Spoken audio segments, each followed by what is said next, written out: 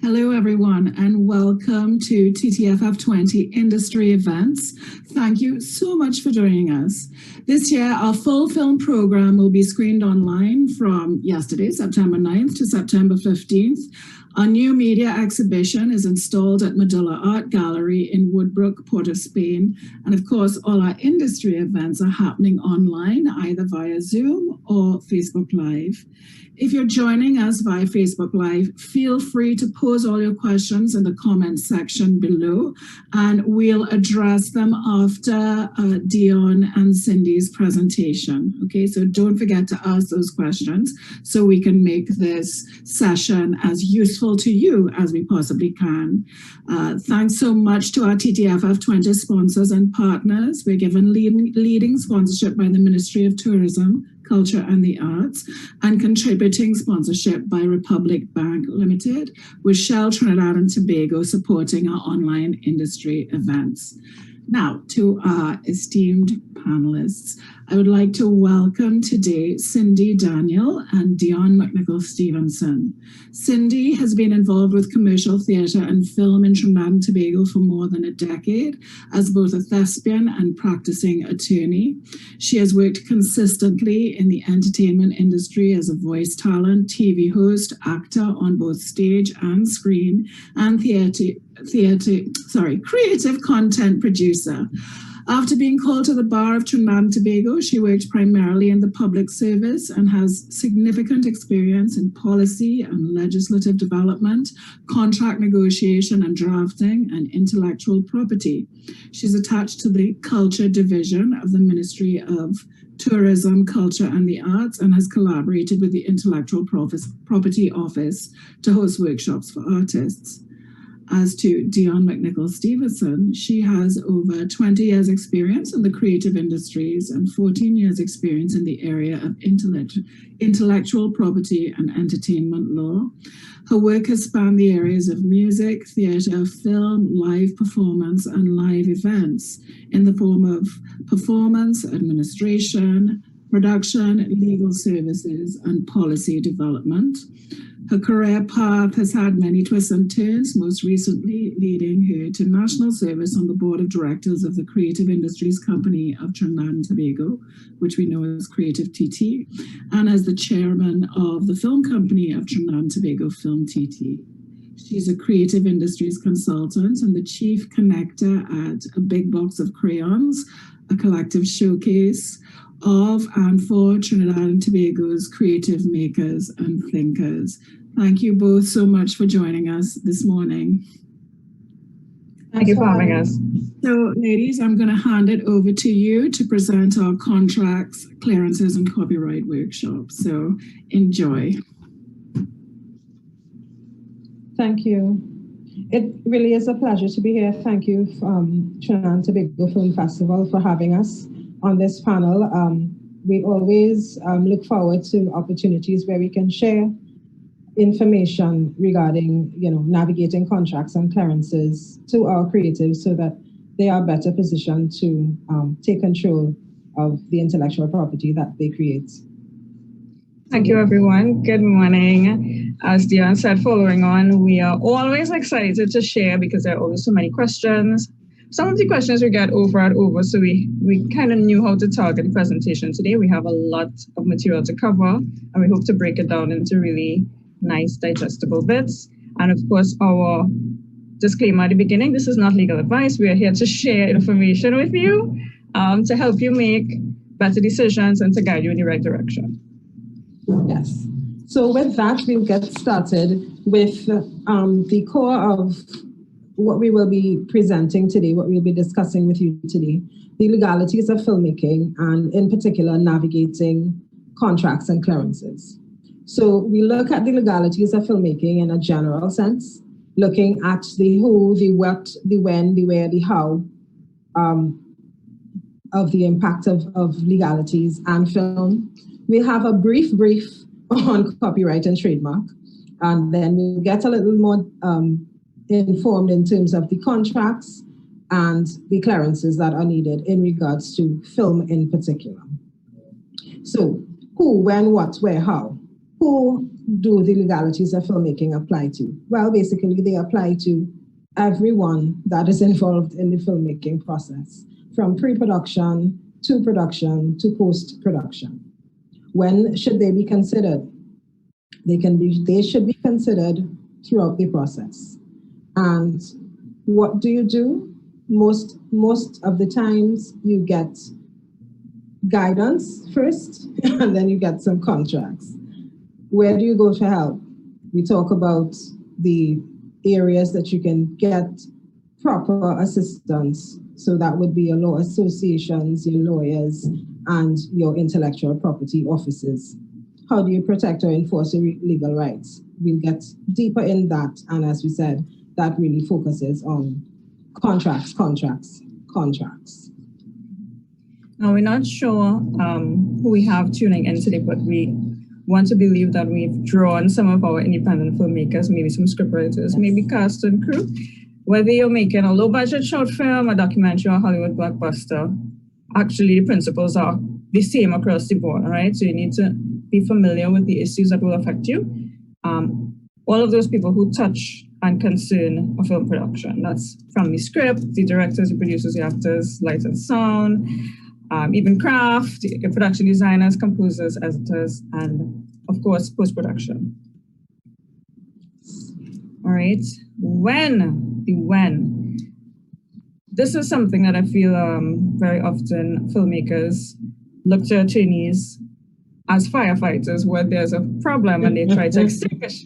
So we're trying to encourage everyone to remember that you actually need to pay attention to these issues from the get-go, from the very, very beginning, before you even shoot a single frame, okay? So making a film or video is exciting, and we know everybody is really enthusiastic. You have this great idea, you want to get right into it, but we encourage you, we urge you actually to pay attention to the legal issues from the beginning. From the start. Again, during the process, you will want to monitor. If you will have your contracts in place at that point, you need to examine, that's for monitor and evaluate your contracts, especially if there's any potential breach, and then again at the end, all right? Of course, when you're finished with your product and you have a film and you're planning to distribute or seek broadcasting, then of course, again, that's another agreement that you'll have to enter and negotiate. You'll have to pay attention to copyright and clearances, particularly in that regard. And of course, we want to remind everyone about the importance of insurance. We want to say it early, we'll say it again later on in the presentation, but you should have public liability insurance. This is during your process, and there is an emissions insurance in particular. That's going to be important when you're trying to find distribution. People need to make sure that you are covered against any potential damage or injury during filming. This is on set, somebody slips and falls. And then, of course, errors and omissions for if there's any litigation related to the title, which we will discuss. We break it down. The title for the property, the copyright in the property itself.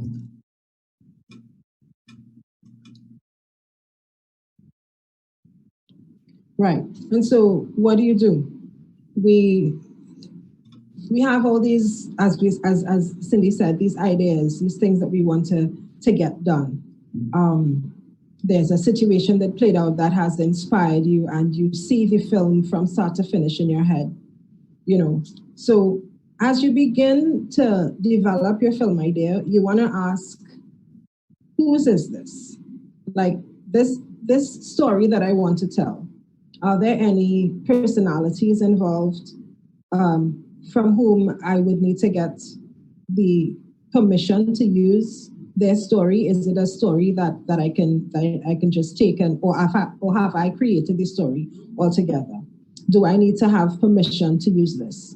You've heard, you have a storyline in mind, and you know a song that fits that storyline perfectly.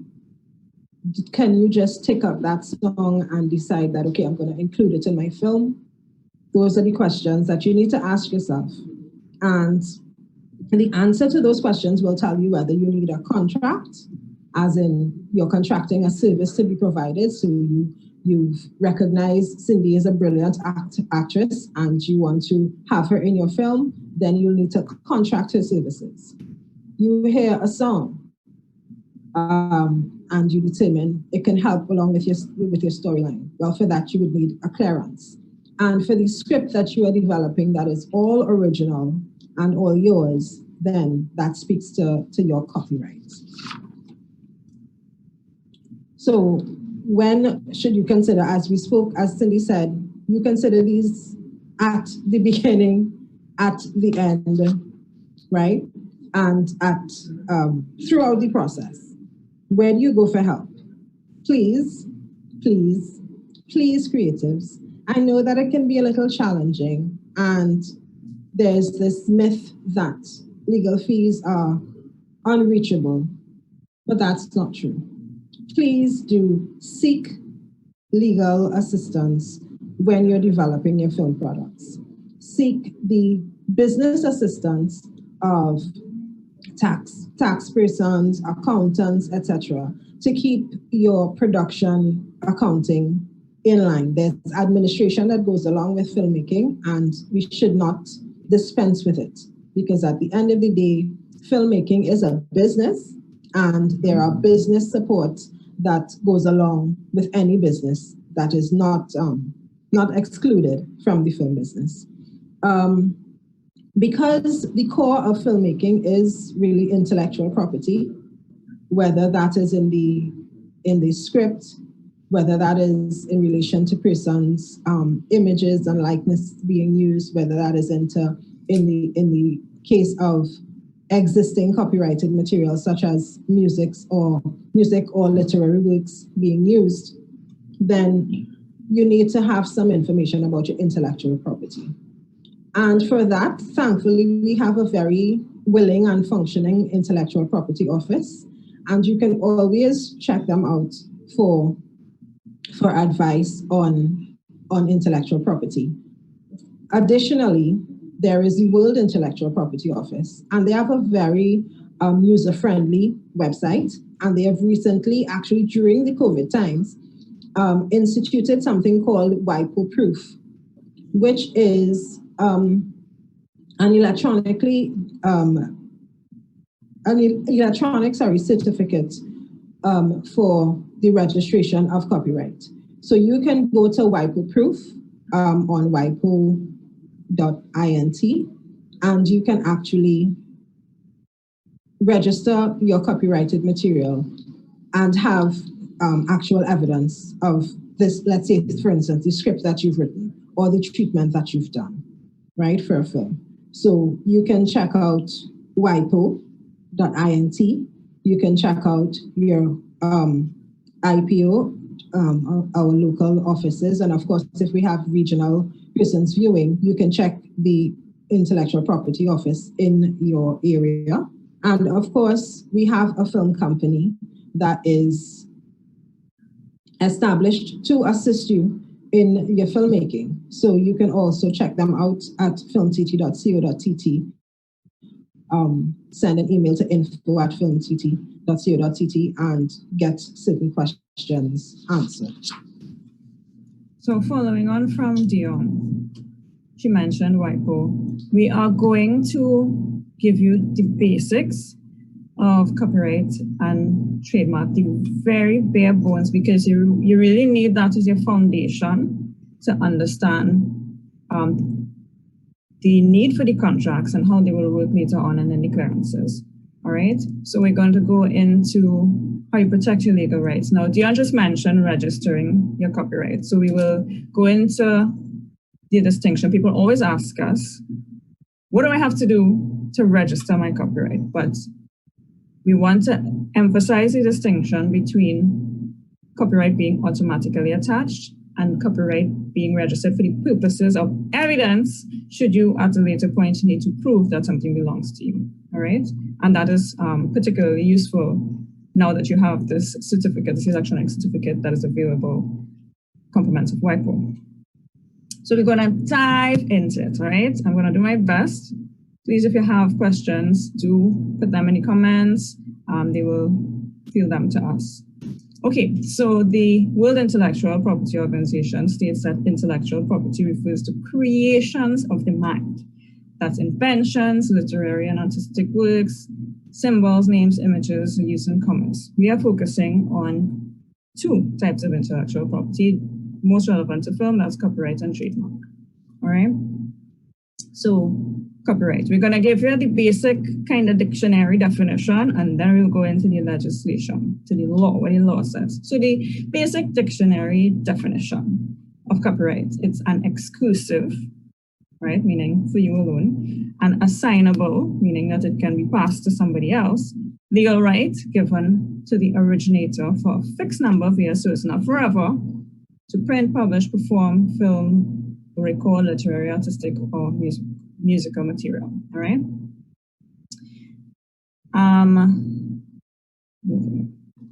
This is, we'll go into the legislation. What is our law in Trinidad and Tobago? Now we've quoted the law in TNT. Okay. The Copyright Act is Chapter 8280. It's a property right. So just like, we want you to pay attention to that, just like you would consider land as property, you have to think of intellectual property. It's intangible, you can't touch it, but it's dealt with in the same way that you would deal with land, the same way that you can sell land, you can rent, you can let somebody rent on your property. It's the same thing with intellectual property. So that should help clarify and form a foundation for moving forward, all right? Now, copyright subsets in literary and artistic works that are original intellectual creations in the literary and artistic domain, including in particular books, and the entire list is here: dramatic works, dramatic musical works, stage productions, musical works, audiovisual works, pictures, works of architecture. Of course, we are concerned with audiovisual, photographic, applied art, etc. Key word in that definition up there is original. Okay, we want to pay attention to that, because even in determining what is copyrightable, there may be elements of something that are sufficiently original to attract copyright, and there may be other elements that are just so commonplace and boring and banal, the term of art for this kind of affair, that they will not attract copyright.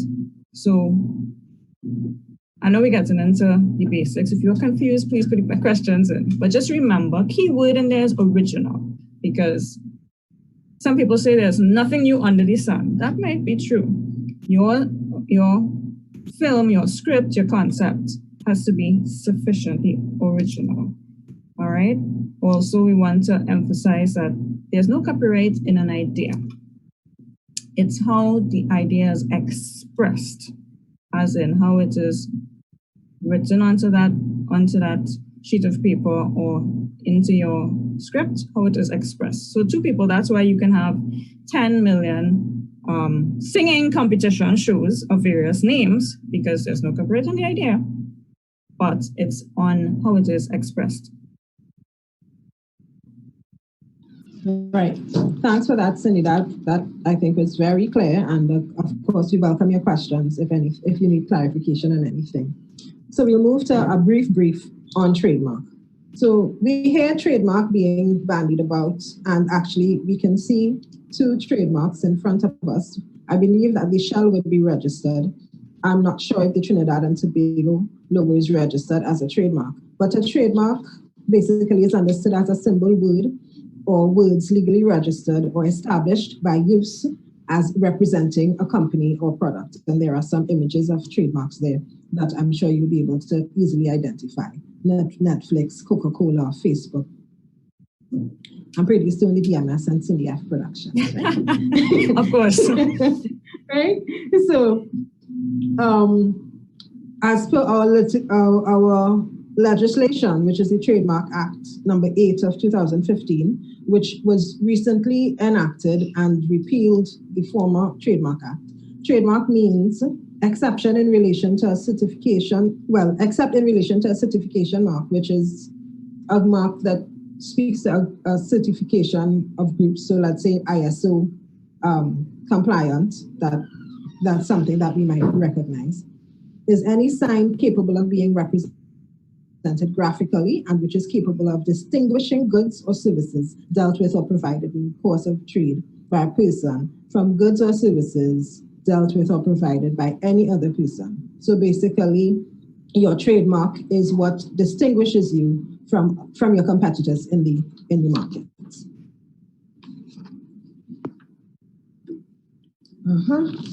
So now we're gonna get into some copyright basics. As Cindy said, it's automatic, but the benefits of copyright derive from having evidence of the date of first creation. So if you have a storyline and you want to prove that this is yours, you have to have evidence that is dated, that speaks to the date of the creation, the fact that you have created it. In Trinidad and Tobago, copyright lasts for 50 years, right? Of the life of the author plus 50 years. So for your entire lifetime, from the date of the creation to the date of your death, plus 50 years thereafter. And that is why it's important to recognize that, as Cindy said, you can deal with it as property in the same, well, it is property, and you can deal with it in the same way as you would deal with other property. So in the same way that you can bequeath lands to your heirs as part of your estate upon your demise, you can also will your intellectual property. You can will your copyright. You can pass that through your will, right? To your heirs and those that you consider dear, or even to an organization so that they can continue to exploit your copyright. And exploit is used in a positive way here. It just means use, right, to generate income or interest, right? So copyright is about important rights that only you have in your work. It's proprietary. It belongs to you. Of course, there are occasions of shared copyright, but that does not mean that even in relation to the shared copyright, it's a personal attachment. So, for instance, if we're looking at a song where persons may have collaborated in writing, there are mechanisms where we can identify who would have contributed what, and that would determine the percentage in which copyright is shared or split, right? And the important rights that you have are economic and moral.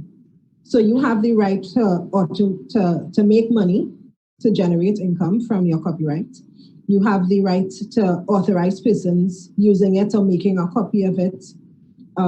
In the terms of film, you have the right to give the permission for the film to be seen, unheard in public, communicated, broadcast, or streamed on the internet. And importantly, other people need your permission to do these things. This permission in law is referred to as a license, right? In terms of the ownership of the film, the person who, in terms of the ownership of the copyright in the film, the person who makes the arrangements for the film to be made, who is usually the producer or the executive producer, owns the copyright in a film. And it's important because it's important to understand that, because the copyright is what protects others from protects you from others using your work without your permission, and it allows you to commercialize. This is basically what you're selling. This is the right that you're selling. In the same way as if we look at motor vehicles, they sell the motor vehicle, makers of a motor vehicle sell that, and that is where they generate their income. Makers of film sell their film, sell the right to stream or broadcast their film, and that is where they make their monies. So it's very important for us to recognize that. And at some stage, you might want to use copyright material that is owned by others in your film or in your video. So, and as I said, before you use other person's work, you would want their permission. Again, a license and or clearance, right? So the license is the document that will give you the clearance to use the work, yeah? So the appearance of the copyright legend, and we've seen it everywhere. It's the copyright symbol, which is the C in the circle, a date, the name of the creator or owner of the copyright and all rights reserved. Sometimes it's a longer statement, but basically that is your copyright legend. And that puts the world on notice of who the copyright owner is in any work. So if there's any document or music or whatever that you would like to use in your film, or a book, let's say, for instance, that you might want to adapt into a film, then you look at for the copyright legend, and that's a quick identifier as to who you may need to go to seek your clearance. And as I said, when you seek clearance to use the copyright, this is called a copyright clearance. And that's important for two main reasons. One, you don't want to be sued for infringing the rights of others. And if you intend, because that's an expensive process, and if you intend for your film to go anywhere outside of your home, i.e. into film festivals such as Trinidad and Tobago Film Festival, or distributed, such as with Filmco, they have been distributing local films locally, regionally, and internationally, then they need to know that you own the rights to all parts of your film. So the clearances are very important in proving your chain of title. Following from Dionne, very excited to get into clearances, the discussion on clearances shortly, because film festival started yesterday and I had the opportunity to start taking a look at some of the films. Very, very pleased and excited, and this is something that we particularly relevant. So we encourage independent filmmakers to pay attention to in particular the clearances aspect of this presentation. All right, so we've discussed copyright and we want to discuss moral rights. Going along with copyright as a creator is moral rights. It's important because moral rights is something that varies as well as copyright, but moral rights varies in particular from territory to territory, all right? For example, in the USA, moral rights are recognized to a very limited degree, and it's more for visual artists. So that's something that you'll have to pay attention to. It goes towards the personal rights that connect creators to their work. It's more reputational as opposed to the property, which is the economic aspect. The moral rights is related to your reputation as it pertains to the work. Filmmakers are artists, and they may feel very strongly about the way that a work is going to be used. It gives you the right to be acknowledged as the author, to stop anyone else from being named as the producer, the director, the screenwriter. If your film is treated in any way that hurts your reputation, as I said, it's directly related to the reputation. It's not economic in the way that we just explained. Copyright is related to the property aspect of the work. All right. Yeah, if you have your work included, if you have included the work of other people in your film, you must respect their moral rights as well by listing them in the credits. It's important to remember that moral rights can be waived in writing. So for those territories that do recognize moral rights, this is important in your contracts because of the fact that moral rights enable someone to stop something, because these are exclusionary rights. They prevent people from doing things. You want to make sure that you don't have challenges cropping up.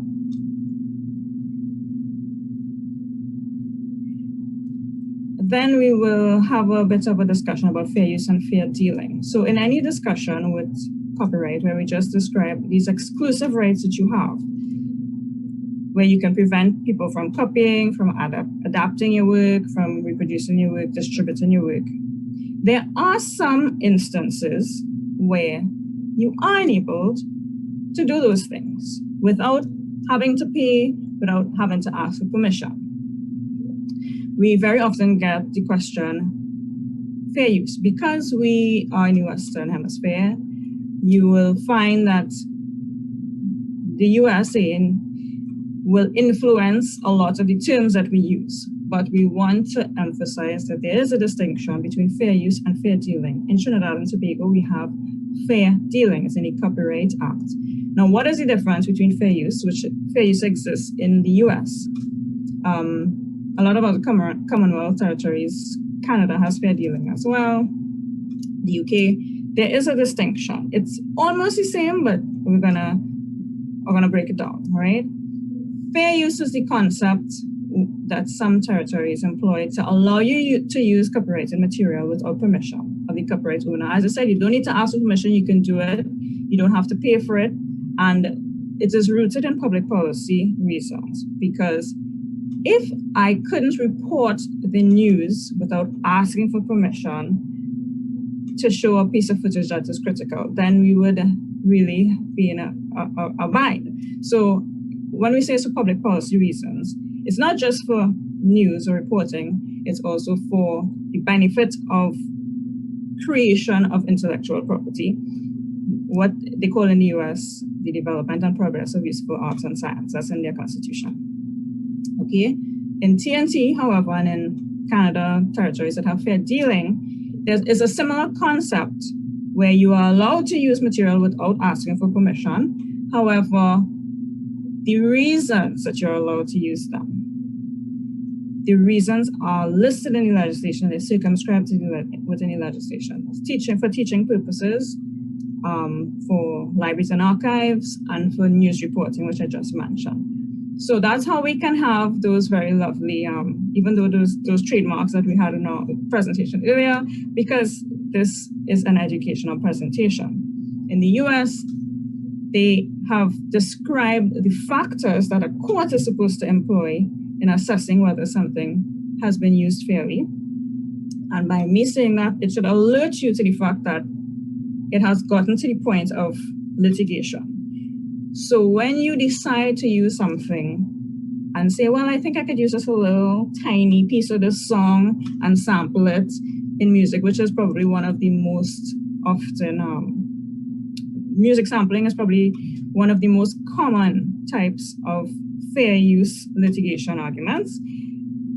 The court will ask what type of work it was, what type of use it was, the quantity that was used in relation to the work as a whole. So if a song is 3 minutes and you use 2 minutes of the song, 2 minutes and 30 seconds within your film, is that fair use? And they will also look at the potential to harm the market. Those are the 4 factors that they will examine in a fair use argument. Of course, as I said, at that point, it's already at court. So in TNT, you need to remember, we have less scope for fair dealing. It's teaching purposes, libraries and archives and news. Very, very tight circle there, all right, as opposed to in the US.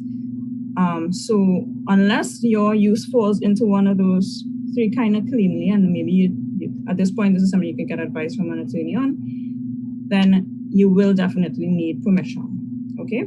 These are defenses to infringement. So you get advice before you use it. And then if it is, you say, okay, yes, I think it falls into fair dealing, you go ahead. If at some point you have used it now and the copyright owner believes that you infringe their copyright by using it, because remember, they have the right to prevent other people from using it, you then use fair dealing as your defense. You say, well, it was for teaching purposes, I was reporting news, etc. Thanks, Cindy. That's critical for us to understand as creatives. Critical, right? So we want to get into the meat of, let's say, of contracts. So what is a contract? There are oral contracts, there are written contracts. But when it comes to defending your position, a written contract would always trump an oral contract. For a contract to be established, you basically need 2 or more parties who, one has made an offer, the other has made an acceptance or has accepted the terms of that offer, and there is consideration, something given for something, a promise for a promise. I offer you a role in my film as the lead. You act for X amount of dollars for X amount of shooting days. You accept the role for lead for X amount of dollars over X amount of shooting days. What is the consideration? The X amount of dollars and your performance. So I'm paying you, my promise is to pay you, and your promise is to perform. So consideration, the promise for the promise, right? And as I said,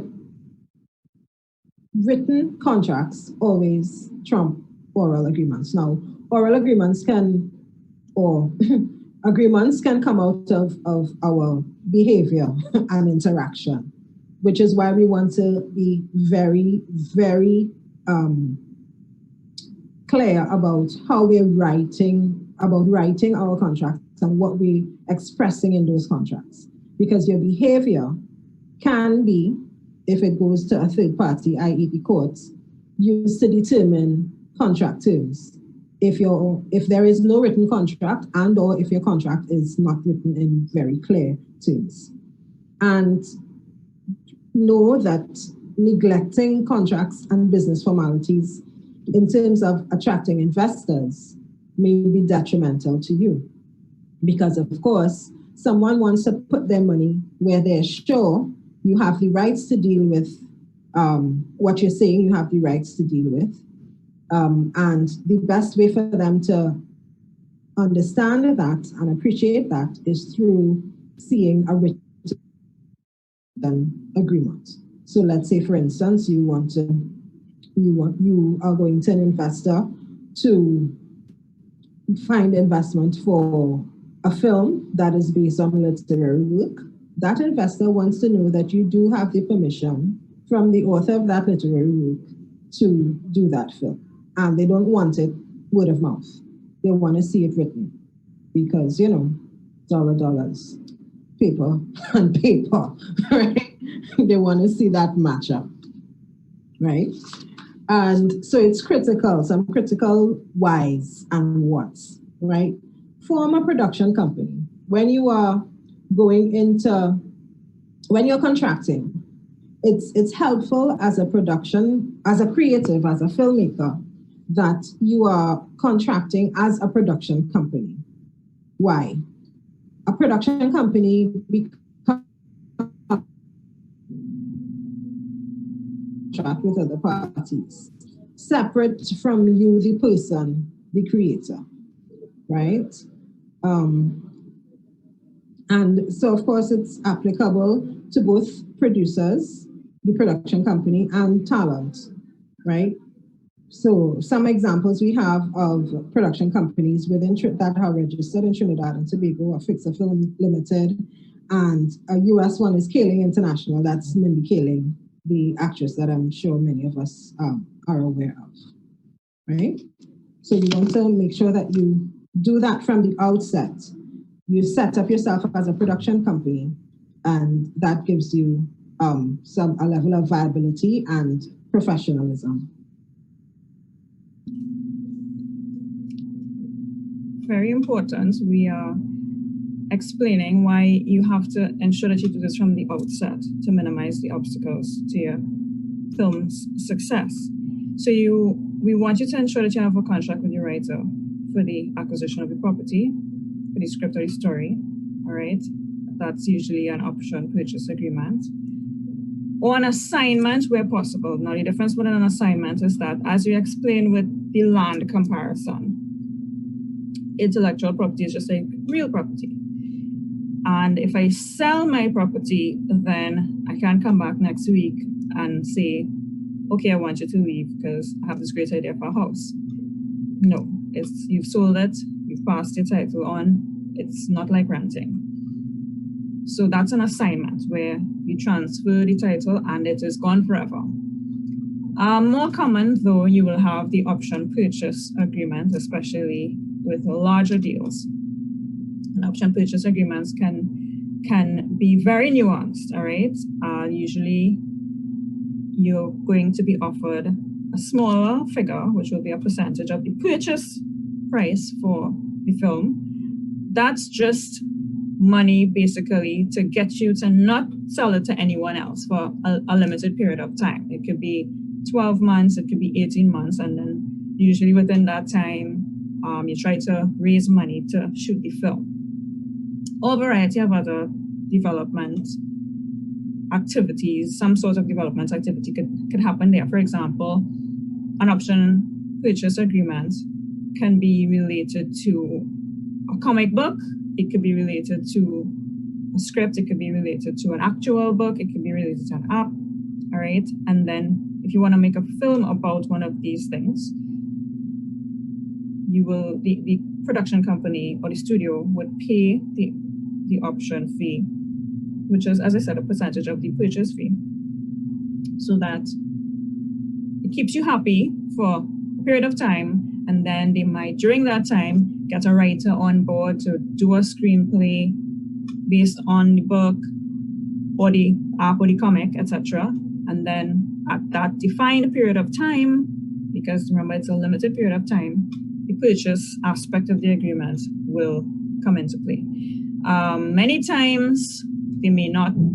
An option agreement is only for that fixed period, and you may not, for whatever reason, decide to purchase the agreement, in which case the rights go back to the original author. All right, or they may choose to extend it. Maybe they've started and they need a little more time to get things in train, and then they extend it. Even within there, a purchase price can go up. Those clauses are usually included in the agreement. For example, let's say a book. If there's a new book and the studio has paid the option fee, within that period of time, this book hits a bestseller list, there may be written into that agreement that there'll be a bonus if it makes it onto a list like a bestsellers list, for example. Because at that point, they will now be developing a script for a film for a book that is now a bestseller. So the value of the property has changed. How do you take into account that value change? Those are the examples that option agreements will cater for.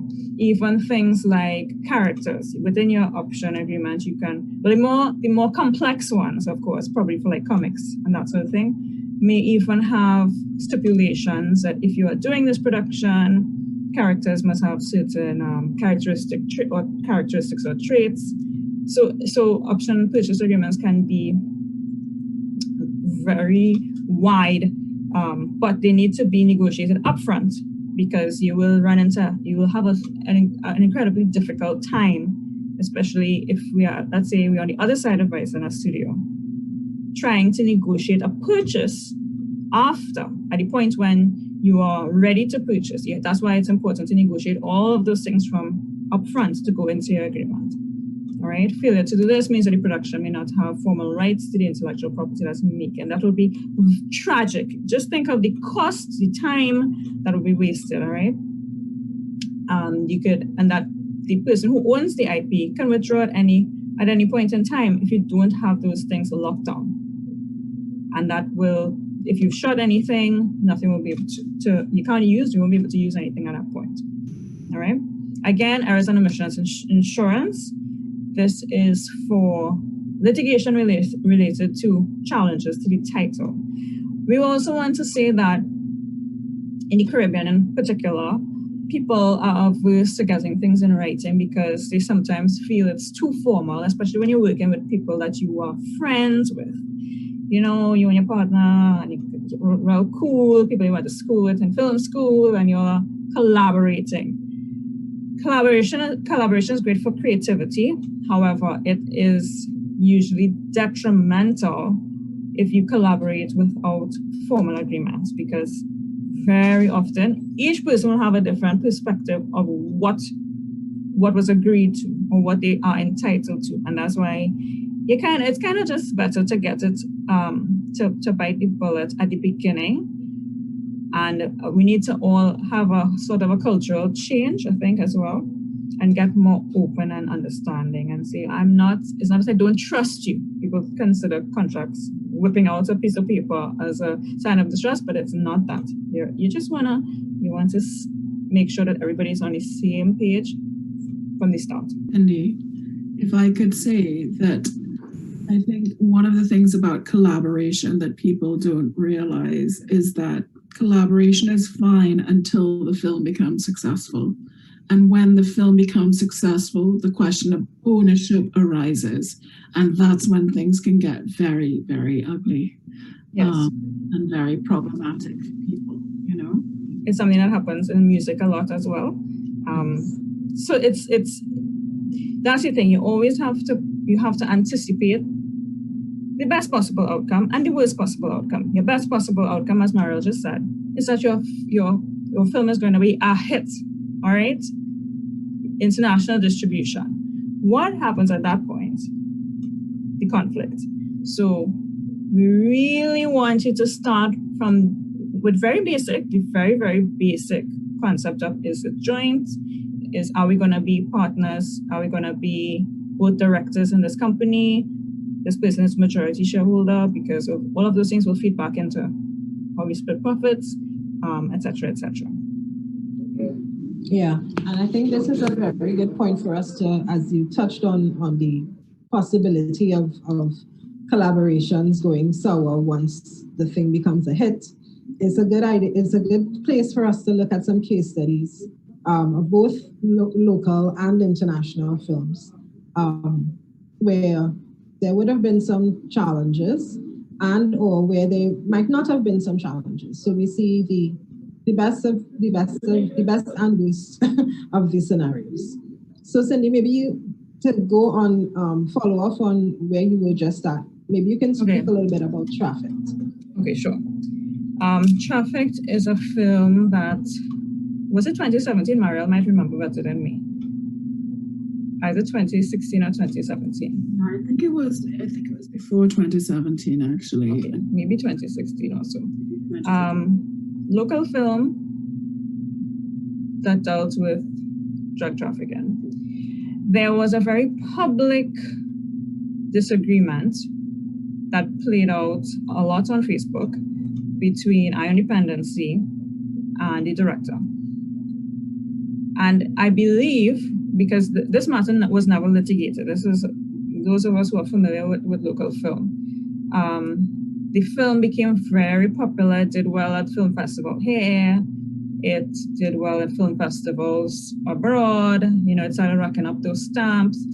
And with the popularity, then, as I mentioned, suddenly we started seeing on a very public medium such as Facebook, allegations of conflict between the director and perhaps, because I have to be very careful with my words, the producer and or the originators of the script. Now, I do believe this would have been a good case to actually go to court, because one of the things we benefit from litigation is precedent. So where something is gray, the court is there to help you to clarify if there's a conflict related to ownership of a property. What was actually agreed? Is it that you contributed in this way and therefore you are joint author, or were you brought on, because I believe that this was the foundation of the disagreement. Iron Dependency was of the view that they brought on the director as talent attached to the project to direct the film. However, creatives add many different layers and nuances to the finished product. So the question then arises, how much of my contribution is me assisting with the actual writing of the film, or is it me doing the services that I was contracted to perform? Without a written agreement, that's going to be very difficult for the layperson to distinguish. And again, could have been prevented with a simple one-pager. Yes, so and it was not pretty for any of us who are in love with film to see that playing out on such a public forum. I think there was a lot of appreciation for the film, and it might have sullied the appetite of others to get into filmmaking, seeing this happen. While it was going on, my concern was, how are our film students seeing this and what are they thinking? What is the view of it? I would like to go now to Green Days by the River, for instance. Another instance, this was an instance of a piece of literature, a very popular piece of literature, being adapted into a film. we spoke about clearances earlier, and that film, there was, of course, a contract giving license to the filmmaker, to the producer, to produce the film. That was very important because Green Days by the River was one of those films that applied for the film production expenditure rebate that is offered by the government of Trinidad and Tobago through Film TT. And in the audit process, we looked very closely at the chain of title to ensure that the applicant was indeed the owner of the material for which the rebate was being applied. And because their documents were so much in order, it was one of the easier rebate applications that we had to go through. Of course, part of the rebate process is auditing. We spoke to investors, etc. And so having your contracts properly in line, properly drafted, well expressed, very detailed, can help you in getting investors on. And then if you are intending to apply for rebates, whether in Trinidad and Tobago or elsewhere, then it also helps in that end process.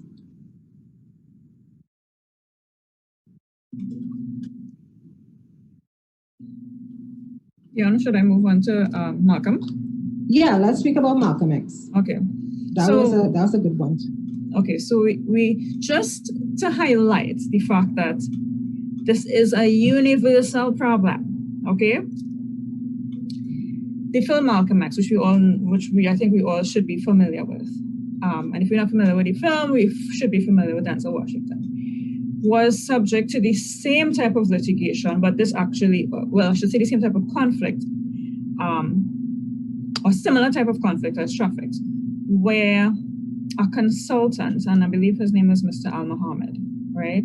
Remember, Malcolm X was based on a real person. And Spike Lee, who was the director of the film, he was engaged.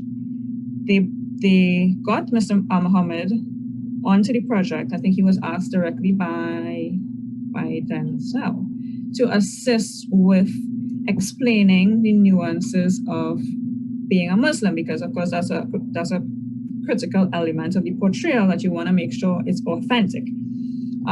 Even when they were filming in Egypt, this particular person spoke the language, so he was on set, so they used the services. Like, well, who speaks Arabic? This person. He was there, he was helping corral people, and he was providing this consultancy service, more or less, to the actor to help with his portrayal, to ensure that he prayed the correct way, he was in the correct posture, etc., etc. He believed, however, that his contributions were so significant to the film that he was a joint author and with Spike Lee. And this is an actual case, Muhammad against Lee. You can look it up. He, incidentally, I would say he sued the wrong person, because he did sue Spike Lee, who himself was contracted by the studio. Spike Lee would have been contracted as a director by a studio to perform a service. This gentleman never had a written agreement. It was something that even with Hollywood players, this is just to show you, with all of that money being tossed around, it was something that they said, yes, we need to get a contract with this guy. And they said, yes, it was one of those things that just slipped through the crack, and then it ended up coming back to bite them. Of course, he was unsuccessful in his claims. I think it was pretty clear. But again, the film became so successful, at that point, he felt that he needed to get, and he was paid for his services, but he felt that he needed to get remuneration commensurate with being a joint author.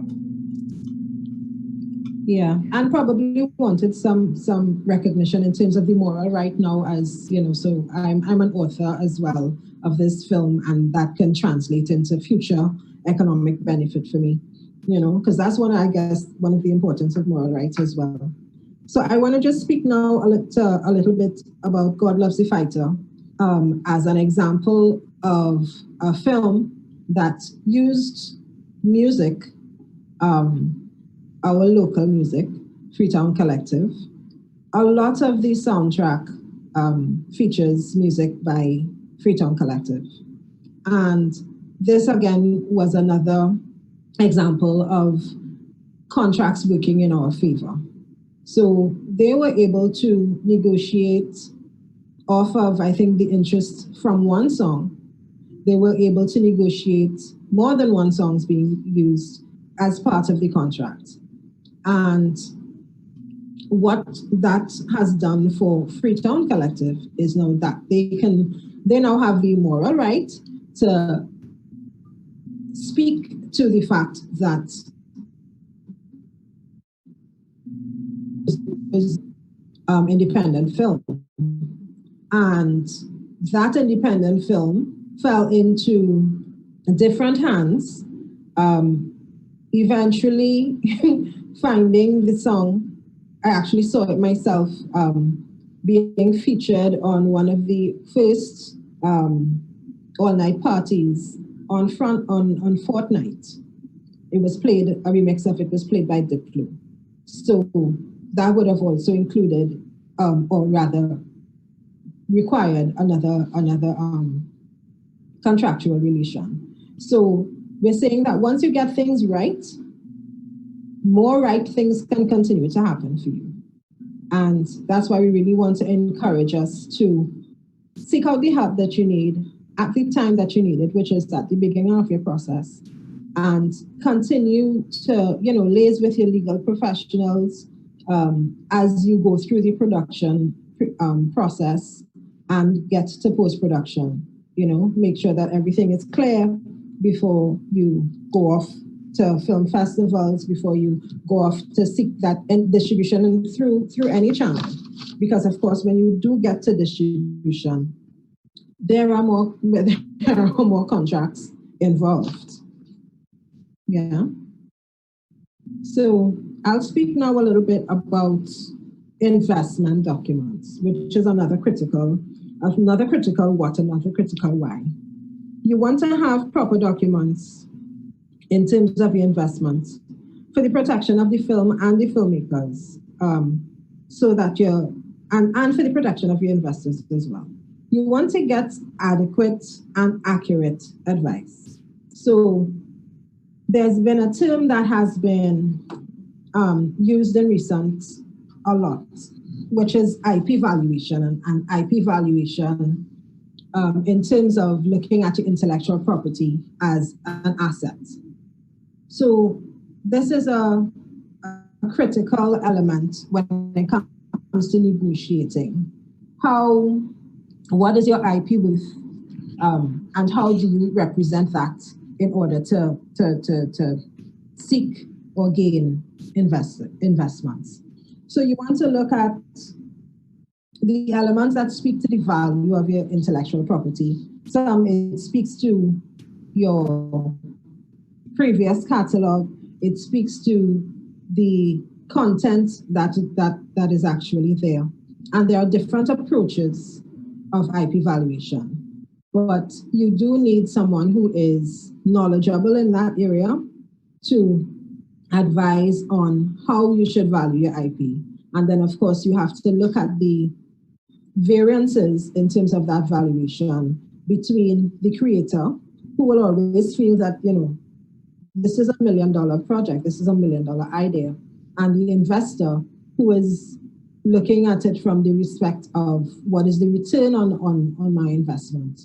And if I cannot see reasonable timelines in terms of a return, then that may diminish the value of the IP that is being put before me. If I can see loopholes where litigation may come, or any type of conflict may come because things are not clear, clearances are not had, releases from persons involved were not had, then that also diminishes the value of the potential investments. So important, because while a lot of filmmakers approach filmmaking as art, we have to remember that it's art and it's simultaneously a business. And you never know where your film may end up. So even for the first effort in the films, you have to remember that it's a business. I think a good example now might be Hair Love, that animated short. They may never have anticipated that it would have gone as far as it did. And as a filmmaker, you have to do the same thing. You have to anticipate it making it all the way to the Oscars. All right? Distribution, that's what your ultimate aim is. So that's why you need to have your agreements for every aspect of production. We already mentioned script. We spoke about investors, but you have to have the paperwork on. And at this point, I think it's important to distinguish that sometimes you have creatives, and I'm sure a lot of you will be able to relate to this. If your talent is more on the creative side, you need to acknowledge where you have a deficiency. Maybe you're not particularly good at the business aspect. You need to have someone taking care of that for you if you believe that you want to focus, especially with the vision of your attention, you want to focus on the creative aspects of filmmaking. Someone has to take care of walking around with a clipboard to make sure that people sign releases. You know, these things are important. You need to make sure that your cast and crew have their agreements, you have releases from your actors, you have assignments. Remember, we discussed that, where there's a complete transfer. And in Trinidad and Tobago, assignments can only be done in writing and signed by both parties. So you can't have an assignment, whereas some other kinds of contracts are established by behavior. For an assignment, it has to be in writing in Trinidad and Tobago and signed, right? Your locations agreements, your insurance. We want to encourage you to consider holistically that your film could go all the way, and you need to have the back end. Not just it has to be looking, sounding amazing, but it also has to have the business aspects completely, or at least feeling tight, all right? So that includes the elements that you include within your film, clips that might be visible, photos that you might have within your film. You know, somebody there's a scene with somebody looking at a photo. That photo, was that a photo that you created? Was it something that your department did? Is a prop because you're interacting with it? Was it something that props department did? No, it's a real photo. Who took that photo? The person who took that photo is the person who wants to copyright and has to give permission to you for you to use it in your film. So things like that, especially for music as well. And a lot of people ask us about the public domain, and we want you to remember when you take music off of YouTube that something that's available to the public that is not the same as the legal term public domain. Public domain refers to material copyrighted, formally copyrighted material that would normally attract copyright, which no longer has copyright. Either it's expired, copyright has been abandoned, because remember we explained that there's a limited period of protection. Life of the author plus 15 TNT, the variations of that in other territories. But when that time is up, then what happens? The material then falls into the public domain. And that's why you don't need permission to perform something from Beethoven, because that's obviously in the public domain. Exactly. So that's very important to understand the difference between the legal definition of public domain, because I think sometimes we think because it's on a public setting such as YouTube or Facebook, I'm free to use it as I will, you know. And we've seen some particularly with photographs, we've seen some conflicts arise, you know, because of that. So Cindy, you want to take us through some of the essential contract terms that sure. That are here? Okay, so we discussed the very broadly the types of contracts that will be relevant to filmmaking. And now we're going to go into some of the essential terms that you'll have to pay attention to. Of course, with the aid of an attorney to break it down, but it's good for you to have an appreciation so that you know what to look for, you know what to pay attention to as well when you're dealing with your lawyer. All right, now some of these terms will be more relevant depending on the type of contract it is. And by that I mean whether it's a release or whether it's a distribution agreement. So it will depend, you'll see. So of course, the very first thing in any contract is the parties clause. That simply relates to the entities enter into the agreement. Are these the right people? Because you might think it's the right people. You might be of the impression that it's the right people. You might think that you even have the correct name. And that's something that's very particular, that's common in the Caribbean. You know people by one name, and then you go to a funeral and realize that they had a completely different name. So I say it's unjust, but it's actually true. If you have to sue this person at some point, you need to know what the person's correct name is. Similarly for companies and corporate entities, you need to have the correct designation. Somebody may be trading as something, but not registered as a legal entity. Many people say, I'm the managing director of this company, and they use it in a particular parlance that is informal.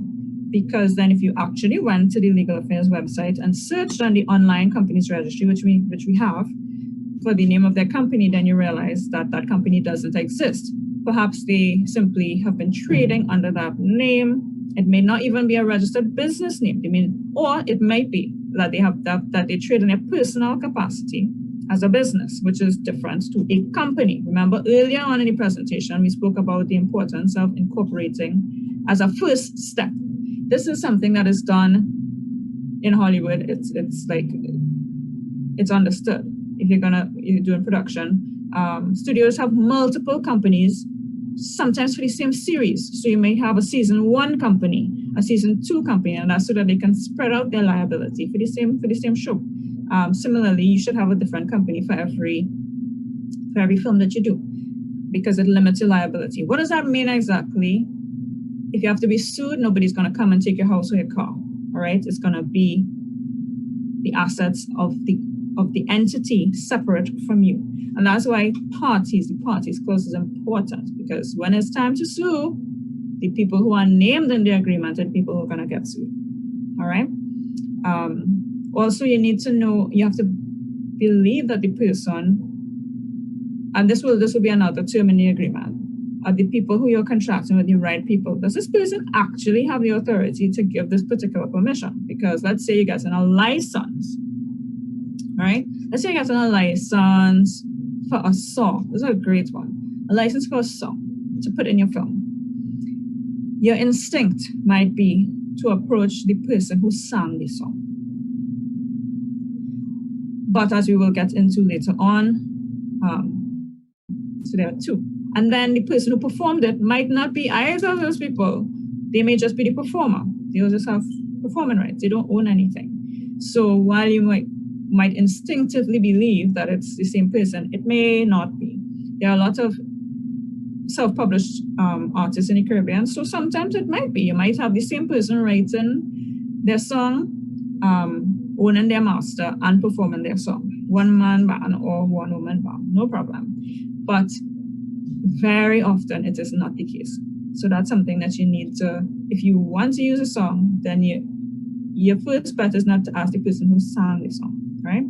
So now we're going to go into the rights, what exactly you're asking for, your rights, the permissions, your rules and responsibilities.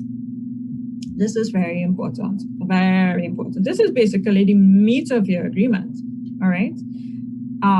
As we mentioned in the earlier examples with the Malcolm X and with trafficked, what am I supposed to do exactly? What am I and who am I to you? I know to use in relationships, you'll find women asking all the time, what are we? This is a question that you need to ask. You need to ask, and you have to ask it early, okay? Am I an employee? Am I an independent contractor? Are we joint? Are we creating this jointly? It's very important. That distinction is very important because of the liability that will attach. Who will be responsible for what? It's the same way that with an employee, if an employee does something negligent, for example, the employer is the one who will be held responsible for their actions. All right, that's how it goes. Whereas if you are an independent contractor, your agreement says that you are being brought on to render a service for a limited period of time, for example, and you get paid and you go your way, and you were negligent in doing whatever service you were brought on to do, then you or your company, let's say you're incorporated as a company, that lawsuit is going to fall to you. Liability will fall to the contractor. It's not going to fall to the person because there was no employee-employer relationship. All right. Am I being brought on to write? This is especially in studios, they bring on writers, popular writers, because there's some writers that are just really, really prolific. They're brought on to write, and they know that every script that they produce is not automatically owned by them the way that it would have been otherwise, because copyright attaches automatically. When they sign that agreement, they know that this now belongs to the studio. The work made for hire concept is not, it's a US phrase, okay? So remember that distinction. That phrase, work made for hire, it's a US phrase. What it basically means, if I am being commissioned to do something, so as opposed to, in the US, work made for hire is something that's attached basically to an employee. They will look at the same sort of chain of title in that way, all right? And in the US, moral rights don't attach. Their legislation actually says that moral rights don't apply at all to anything that's a work made for hire. And you can understand the logic of it, because a moral right prevents someone from doing something prejudicial to their reputation. So can you imagine paying someone to come and write a script for you, and then you want to use it, and they say, no, I never intended it for it to be used that way, and I don't like, and you're going to make it too gritty, and I don't like that representation after you've paid your money. Like, that would be insane. It's only because that's why you have to exclude those rights from that category of work. All right. But how will you know which one you are? It's only if it's in the agreement. You need to know what rights you have. Let's say it's a different type of agreement. So let's go into, let's say, using the Green Day's example, film adaptation rights. So you're going to be doing this agreement to say that I have the right to produce a film for theatrical release and or any other kind of release, because within your agreement you can actually say that. You can say, and who would have thought that the pandemic would have hit? So that's a clause that many studios now have to pay attention to, whether they had the clause within their agreement saying theatrical and or, let's say, an alternative version of release that will supersede theatrical if that's not available, or something, for example, to go to streaming first. Those are clauses that can be negotiated and should be negotiated, so everybody knows exactly. Because you may want to give one person your right to do something and make some more money by giving a different person the right to do something else in relation to something you own. All right? Editing rights. Are you given editing rights? This is relative to distributors, right? Let's say they want to get TV, they want to get placements on broadcast television or for in-flight entertainment. Because of broadcast codes, if your film has obscenities, are they going to be able to put those little bleeps? That's editing your film, right? Put those little bleeps out. If there are sex scenes, will they be able to edit so that it won't run afoul of broadcast codes and that sort of thing, especially for in-flight entertainment. You don't know who's sitting where. So they have to have the ability to do that. Otherwise, they can't. Because remember, as a copyright owner, you get the right to prevent other people from copying, adapting, and editing is a version of that. Reproducing your work, distributing your work. Do they have the right to make derivative works? For example, sequels.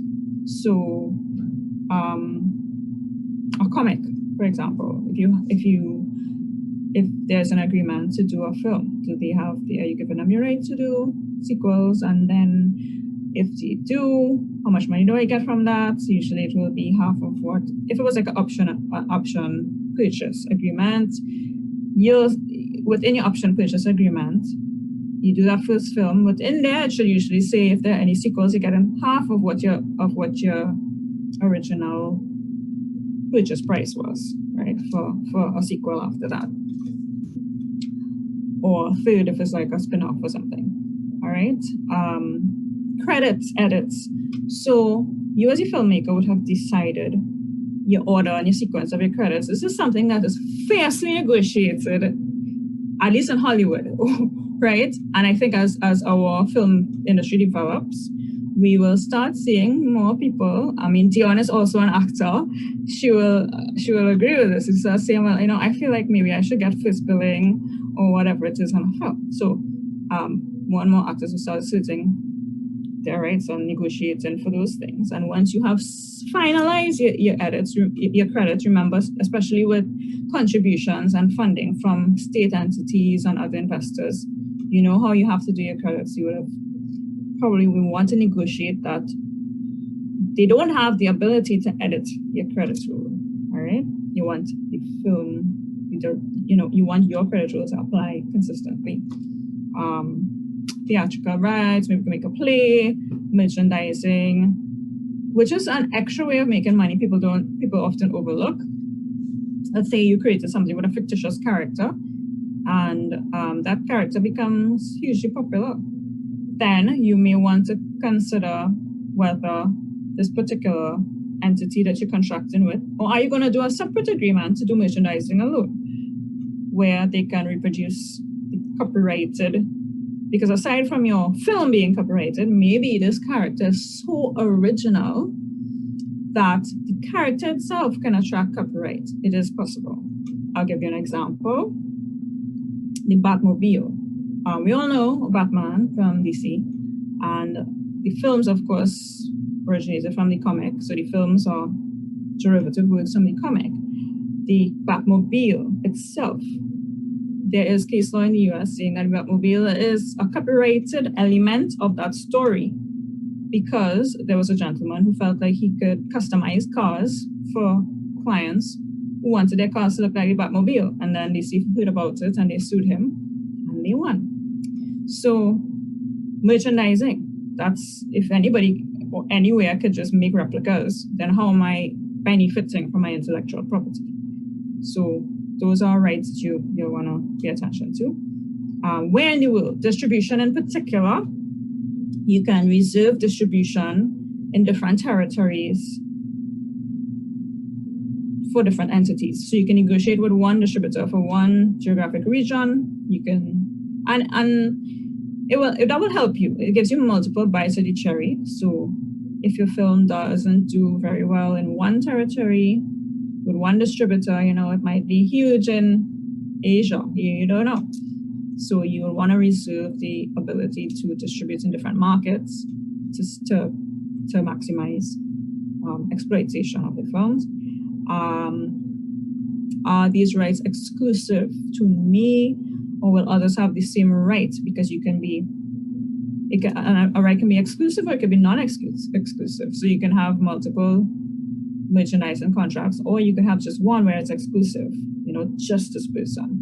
But if you don't know, you could have the impression that you're the only person getting the right to do something, and then realize somebody else also has been given that right. So it has to be written in your agreement.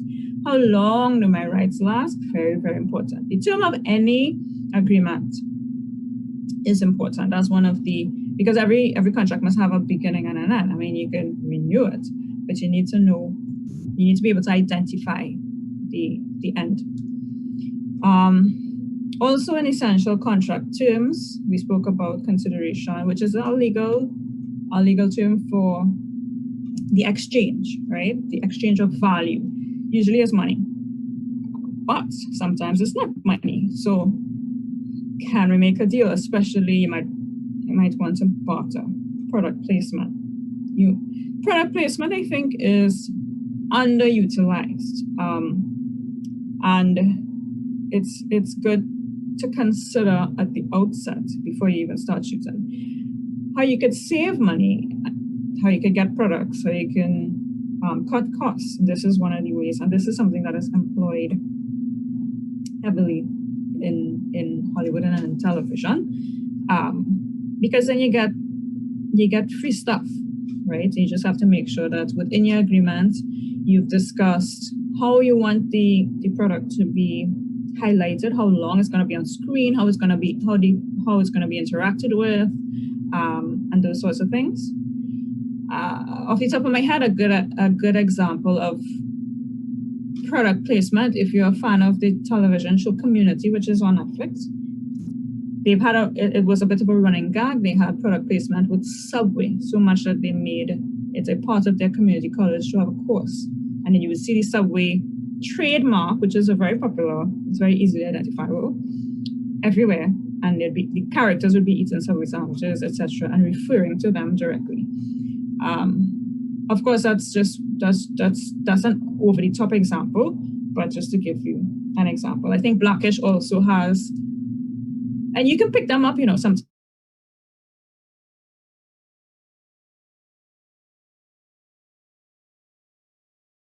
Product placement is a good way to consider saving some money, but again, it takes some work at the beginning, all right, in your planning stages to start approaching companies, etc. For actors, so we're talking about budgets.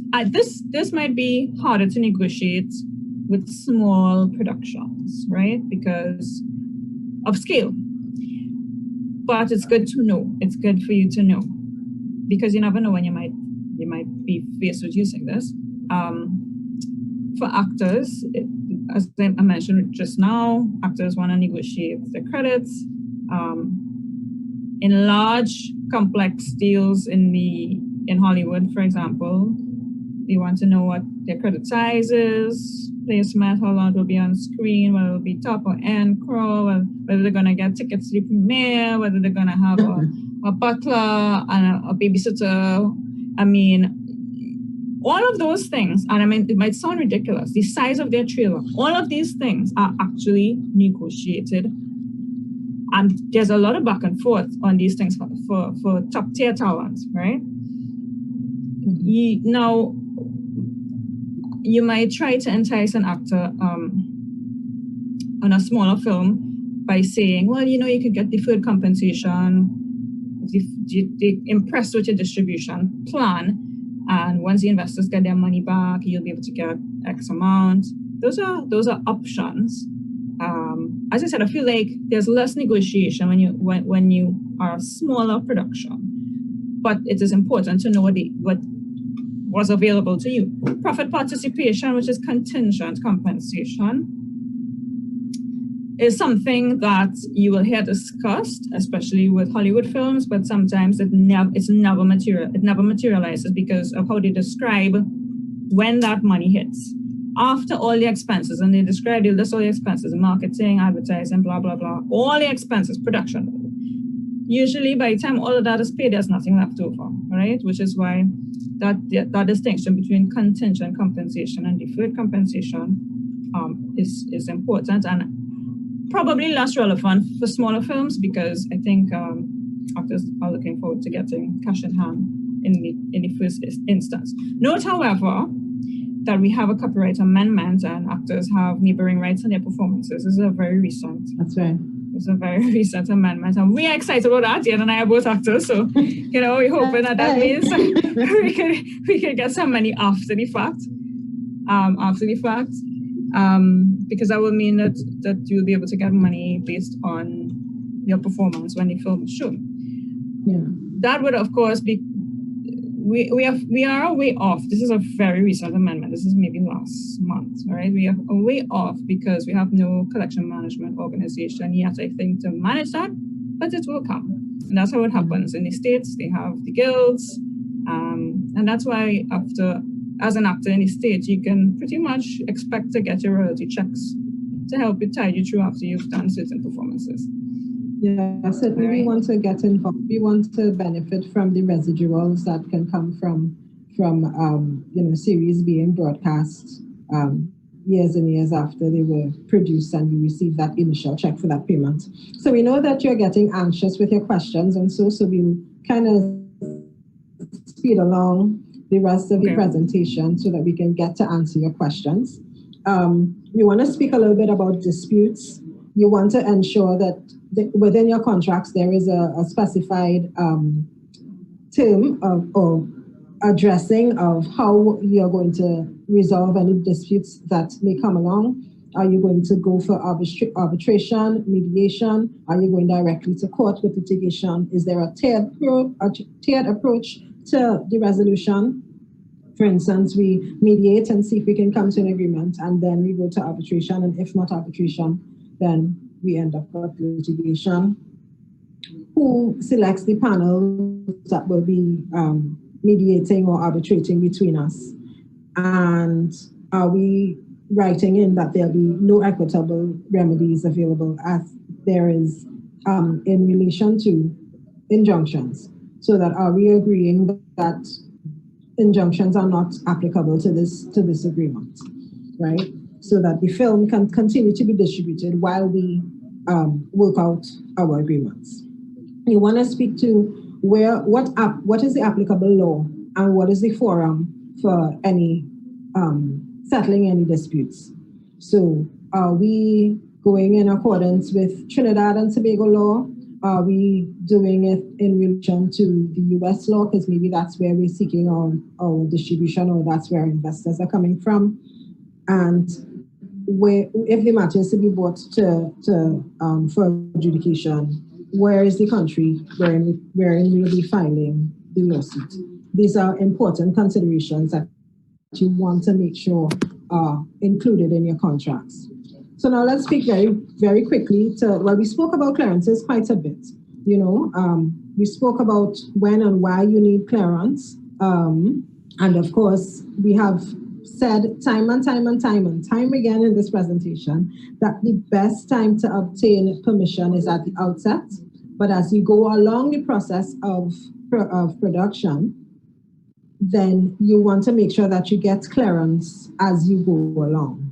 And you do not want to procrastinate in terms of getting your clearance. Cindy spoke earlier about having someone to run around with a clipboard getting releases. Incredibly important. I've noted actually, and some of you may be aware, because I'm sure we have some of our filmmakers on with us, that National Geographic loves to shoot in Trinidad and Tobago during the carnival time. And yes, you see people on a Juve morning with their clipboard in hand, going and getting releases signed from persons who have been filmed. And if you refuse to sign that release, it means that your image cannot be used, etc. So National Geographic does not want to be sued for any intents and purposes. They want their production to be able to be distributed as widely as possible. So they are very, very, very strict about getting the releases signed and into them during the production of any film series for broadcast. So because of course, for your film to be able to be broadcast, you need to prove that you own or have permission for all of the content using documented evidence. Your word of mouth is not going to be sufficient. Okay, so make sure that you do that. Images and film clips, and of course persons. If you don't have permission, you'll have to digitize. You'll sometimes see little blurs. That's where they didn't get permission from somebody. They weren't quick enough with the release. If you have photos, as I mentioned earlier, if characters interacting with a photo, you have shots of a television in the background with something being shown on television. There's music in the background. Even if you didn't get that music intentionally, but it's captured and it's identifiable, then you need a clearance for that. And there are many clip clearance is a big business, so it should be relatively easy for you to find. Now, if you don't, you could run into some serious issues. You might have to re-edit your film, or you could get sued. Case in point, this is not a recent case, but it's a good one. This quilt, which was done by an African-American artist, was featured in the background of an episode of Rock on BET for 27 seconds. So the characters were talking, and as you can see side by side, that's and it was they didn't have permission. This is original art, all right? They didn't have permission to communicate to the public and broadcast this original art. And the artist sued and he won. 27 seconds. They felt like that was, remember, even though the claim was fair use, in their defense, he said, well, it was fair use, it was in the park, blah, blah. He said, no, he used the entire thing for 27 seconds, and it was not. Music, I mentioned music. If music is playing in the background, of course, the music that you are going to use for your film that you are seeking, you need 2 permissions, remember, for every song.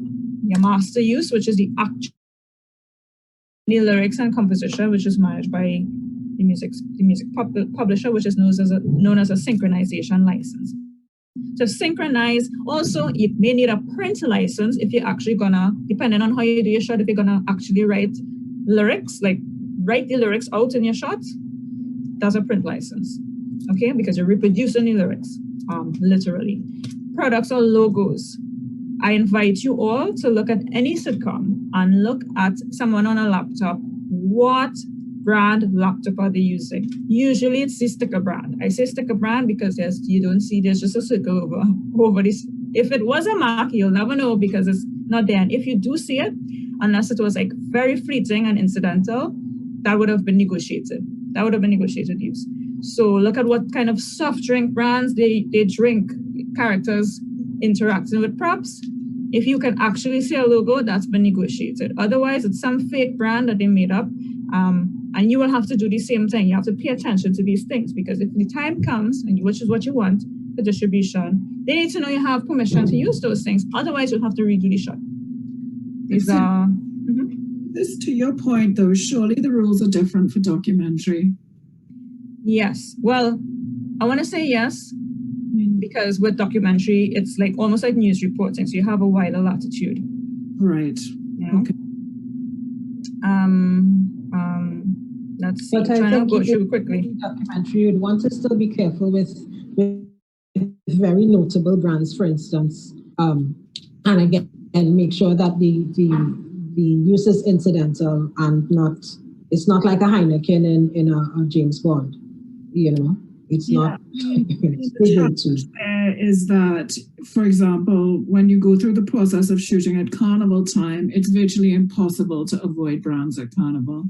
Yeah. Yeah, but then you can use that as a marketing pitch to the owners of the brand. Yeah, yes and no. I mean, marketing. What the documentary is about, you know what I'm saying? It would completely depend on what your film was about. Yes. Well, yes, it would. Yes, it would. On that point, locations.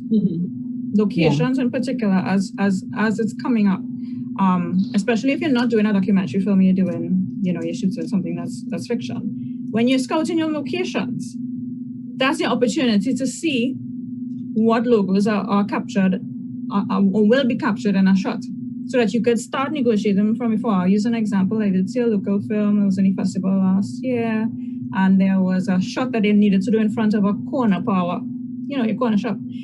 Of course, the outside of the power is plastered with this particular poster for a product. You're going to be shooting there. You have enough time.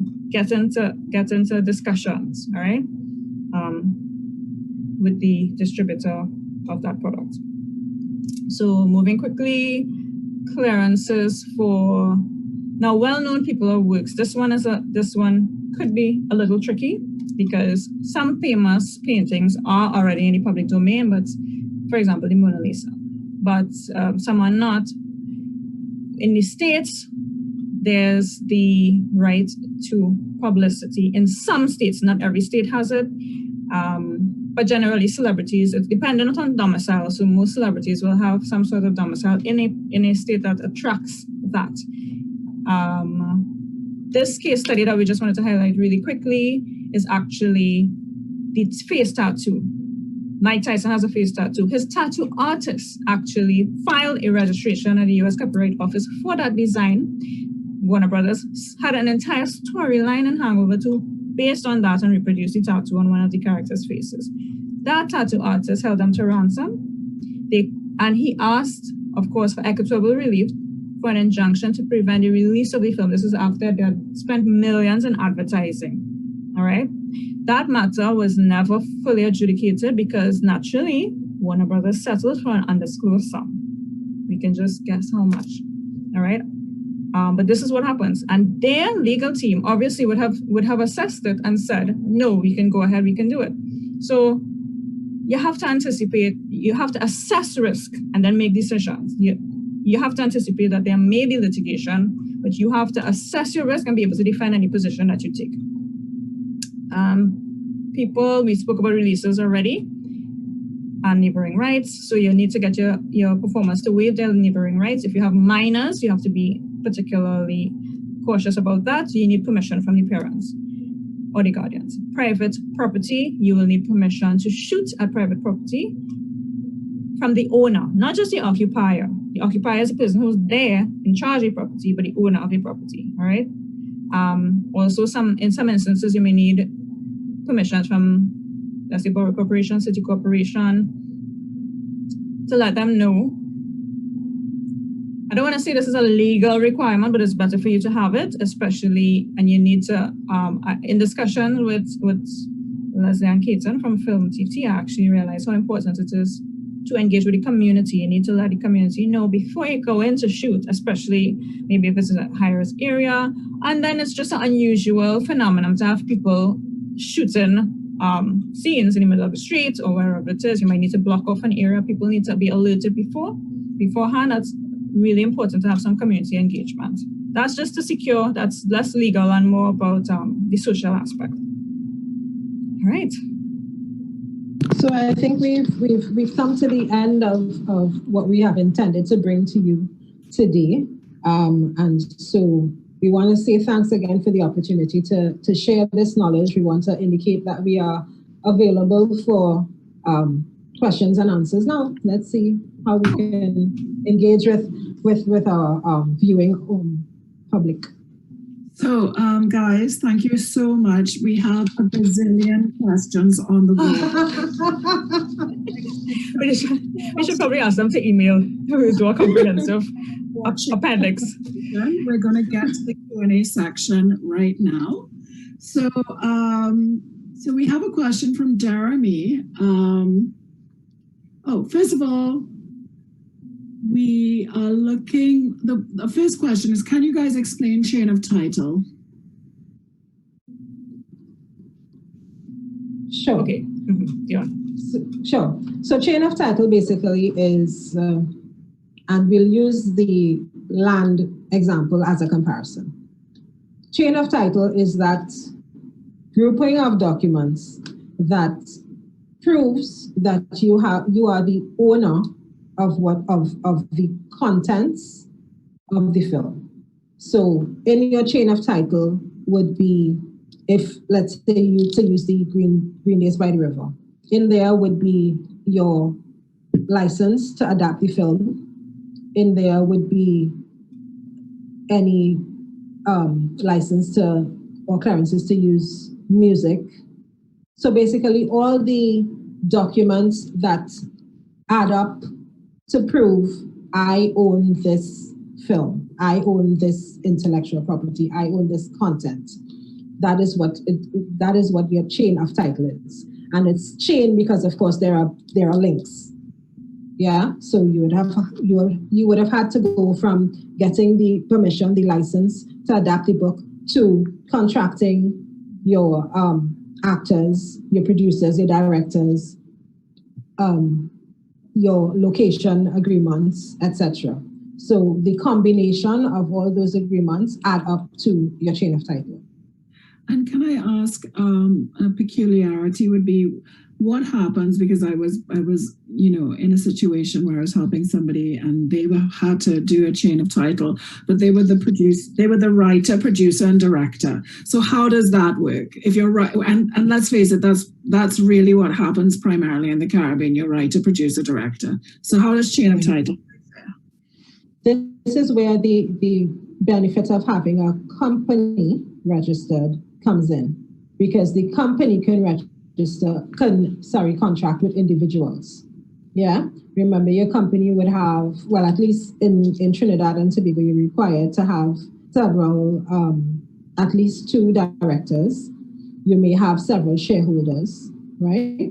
So that company, which is a legal entity on its own, can now contract with you, the writer, you, the producer, etc. And those agreements, yes, it may be seen as self unto self, but it's really another legal entity on contracting with a person, with an individual.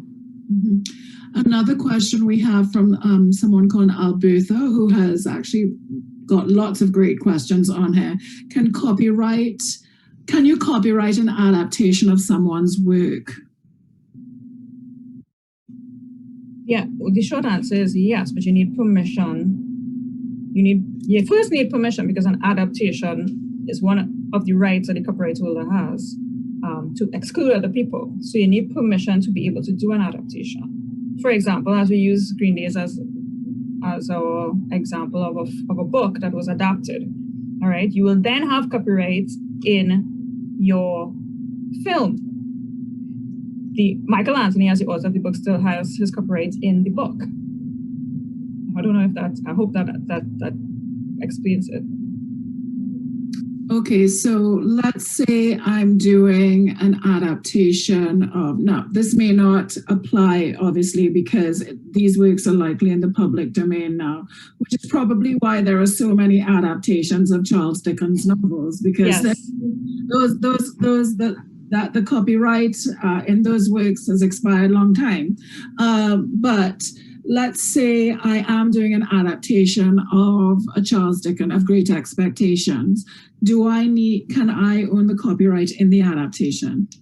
You will own the copyright in what you have created. Remember, the copyright attaches to the expression of the work. So that doesn't prevent, and that's why you can do it. And so because it's in the public domain, anybody can do an adaptation of the same story. That's why you have a million different Cinderellas. Yes. Yeah. Yeah. Right, but let's say we're taking a much more sort of current work, like something that has been released 2 or 3 years ago, a novel, and we're doing an adaptation of a new novel. What happens there? As Cindy explained, the copyright in the novel has not expired, and so you get clearance to do an adaptation. But your new creation, which I think is what you're referring to as the adaptation, that also attracts its own copyright.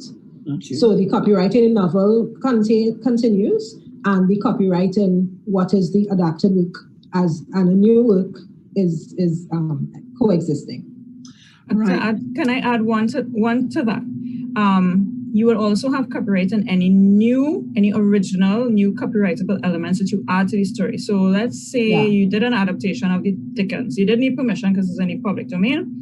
And then you created this whole new character that's very, very unique and identifiable. It has to be unique and identifiable, right? Sufficiently original. It can't just be an old woman. Anybody can do an old woman, right? But if your character is so unique and identifiable and has a name and has traits, character traits and all this sort of thing, you've added that to the original story, you will then have copyright in that original story element and that character. Right. Okay, great. Lovely. So another question from Alberta, can a director have copyright privileges? And I suppose this goes to whether the director has been hired, whether it's the director originating the work or whether the director has been contracted. In most instances, the director will be brought on as talent. Unless, of course, you're directing your own film, which happens a lot as well, right? Yes. So in the instance where a director is brought on as talent, you need your agreement so that you can avoid the situation like what we discussed earlier, where people are not sure on who owns what. Usually, though, a director is talent. You're bringing them on because they have this particular expertise. Unless, of course, you're directing your own film that you own, and then the copyright in the film itself attaches to you, but not because you directed it. Right. Yeah. Okay. So we have a question from Jeremy here. Do contracts have to be done by an attorney, or is one done by a regular person just as legally binding? Dionne, you want to take that one? Sure.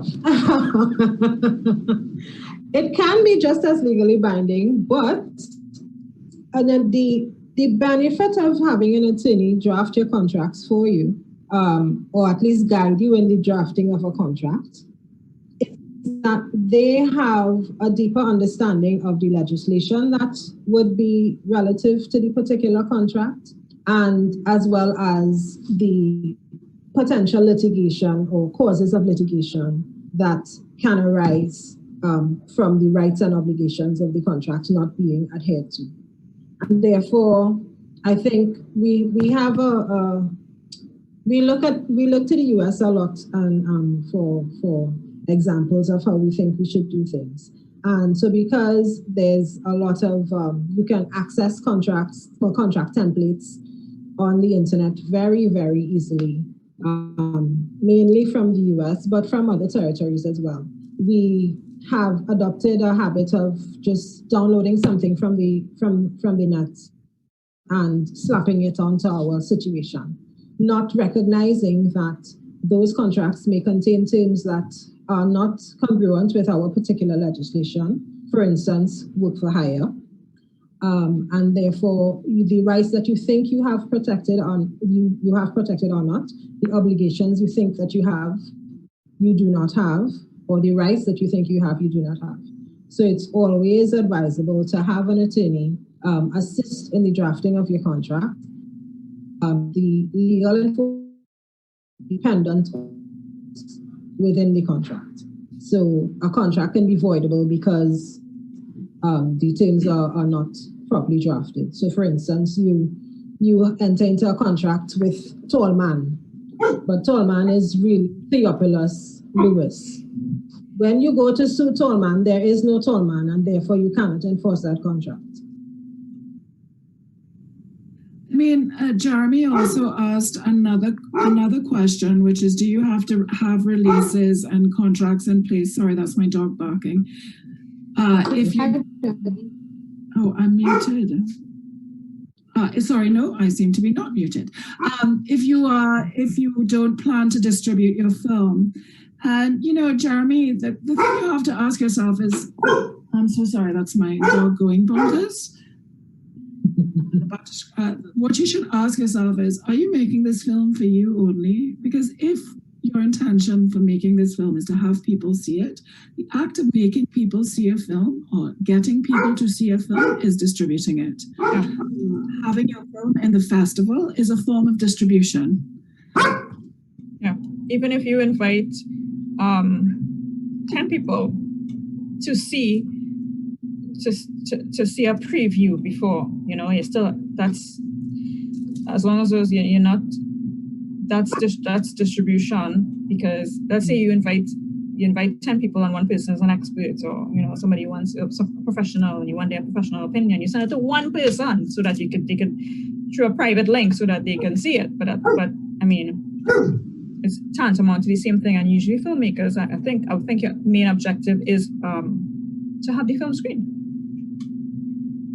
I mean, I think you also have to realize, and I think this is a mistake that many people, we are experiencing this as distributors with FilmCo, that many people are not getting their music licenses cleared. And they think that, oh, it's just a little, it doesn't matter. But what you've got to realize is if you're serious about making films and you've gone to the effort to make something, because making films is hard, don't you want to have every opportunity to exploit that film? Yeah. And we cannot distribute your work if you haven't organized your music releases. Plain and simple. You could have the best student film in the world. If you don't re-edit that film with music for which you have gotten permission, it can go nowhere and do nothing for you. And I feel like is one of the tragedies of many of young filmmakers coming up in Trinidad, that they are making really, really interesting work, but we can't do anything with it.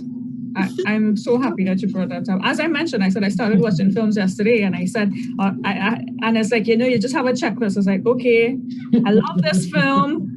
They're watching TV. I'm hearing this song that I wonder if this particular, this person signed with, and they will have to re-edit it, which is more cost. So it's better either you get one of your friends who's a musician or an up-and-coming producer or something to do all your music.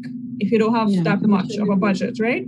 To do all of your music original, you have nothing to worry about, and make sure that you have an agreement in place with that person.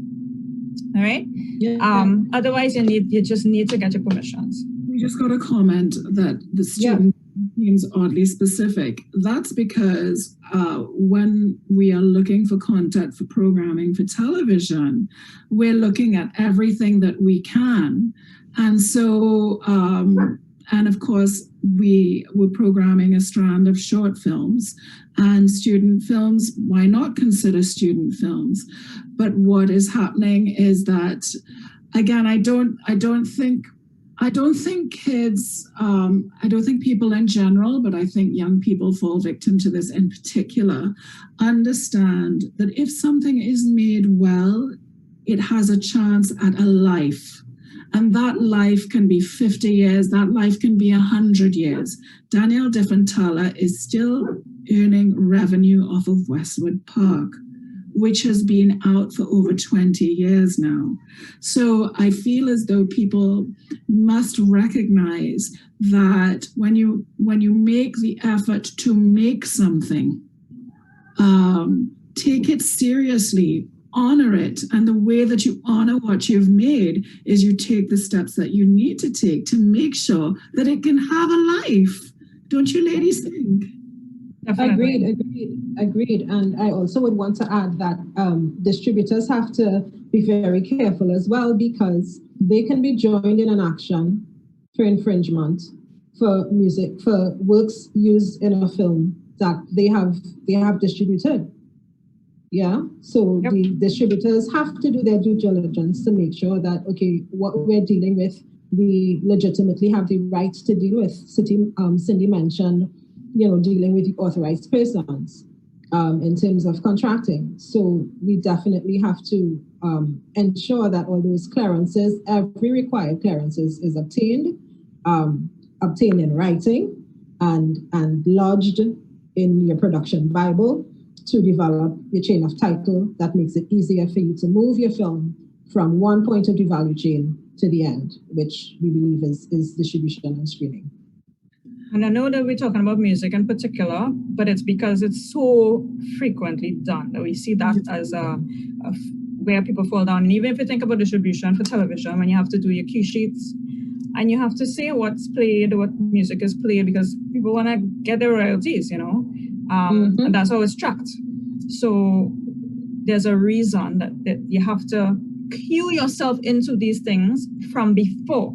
This will also help you save money and save time so that you don't have to redo shoots, because you might have to redo shoots if you didn't get releases from people, if you didn't frame your shot and these are the things that we want the filmmakers to start paying attention to now. This is how it's done internationally. You need to communicate with your DP. Say, well, no, I get in that sign in the background, and it's gonna be a long scene, and this trademark is visible, or you have to pay attention to those things from before. Yeah, I think I should just take this opportunity to promote our workshop on, a presentation on getting ready for distribution, because again, when you make a film or when you make a television show, you have to ask yourself, are you making this for me? Is this for me to just put on my video player and my DVD player at home and for me to watch alone? If it's not, you have to think about all of these other things. And it's really irksome and it's really tiring. And sometimes it can feel very overwhelming. But again, just consider how much work it is that you're putting into this original thing that you are making. And do what you need to do to get ready to exploit the rights on your film to the maximum potential of that work, right? So one of the things that we're going to be having tomorrow is a presentation with an international sales agent. Her name is Patricia Martin, and she's going to be talking about getting ready for distribution. Because to your point, Cindy, again, one of the things that we've observed with Filmco's distribution is that a lot of our filmmakers simply don't know what is required in terms of paperwork, in terms of providing music cue sheets and providing dialogue lists, all of these things. And all of these things are crucial if you're going to exhibit your work outside of your own home. If you want to make money by broadcasting your work on television, which in the ideal world is actually where you'll make your biggest money, then you've got to have all your I's dotted and your T's crossed, right? So do come to that workshop. It's going to be on Facebook Live. It's at 9:30 tomorrow morning with Patricia. Mariel, one more point. I know on the question of do we always need to go to an attorney? We understand limitations with finances. I want to at least cue in filmmakers to the fact that there are lots of books, there are materials available to you with basic templates, I would say, to at least cue you into what you should have in an agreement. We did speak about some of the kind of clauses, but there are film-specific books that will explain it to you, what kinds of agreements you need to have and why you need to have them and what they should look like as a foundation. Yes, and building on that foundation would actually have you spend less time with the attorney. So if the cost is time-based, then you've saved yourself some money by, I think one of the things about this presentation, and it's something that Dionne McNicol flagged for me a few years ago, is recognizing that US law in terms of entertainment is not the same as Trinidad and Tobago law, is not the same as most Caribbean law in terms of entertainment. And so actually using templates for laws that you find online, it can be a bit dicey because there will be exceptions in the law in the US, which we simply do not have in Trinidad. They are not applicable. And again, I made these mistakes when I was starting out, just going online and pulling down a template and seeing what I could find. And it's really not the wisest way to proceed because those laws don't always apply in Trinidad. So I just wanted to ask one more question before we wrap up because we've got so many more. This is from Jody Marie. Do you need permission to adapt a news headline story based on a true story? Okay. Interesting question. Okay. Go ahead, Cindy. Go ahead. Facts. All right. Facts are not copyrightable. How? Now she said a headline, but I'm assuming it's the story the story, right? Yeah. You can do a film based on an article, which has been done. I'm trying to remember a recent one. Hustlers is actually one of those, where a film was made based on an article, all right? But that was an extensive article.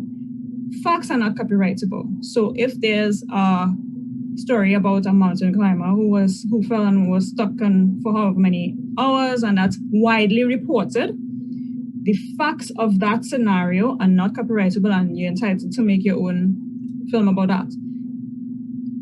But where you rely on a report of it, all right, where you rely wholly and solely on a report that somebody else generated, in that case, you may need it. It's dependent. This is something that we fact specific, especially in terms of how extensive the story was, how original the story was, and things like that. Originality is something that is where you need an attorney. Like it's something that you have to weigh up, and it's really fact specific. So remember that facts themselves in the public domain don't attract copyright.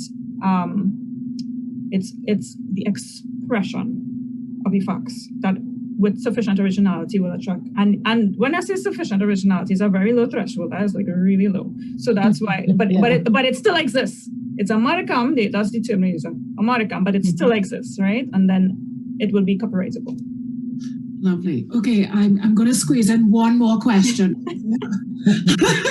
And I just want to correct myself. Tomorrow's distribution talk is actually a presentation, so we'll go live on Facebook Live. And so I'm really encouraging lots of people, especially young filmmakers and even more established filmmakers, please attend that, because it's going to help you so much in terms of your preparation for distribution. Okay, so one more question that I thought was really great was from Alberta. She asks, are you saying that the order of credits for, say, the director of photography, editor, cinematographer is important? Question mark. Incredibly important. Incredibly important.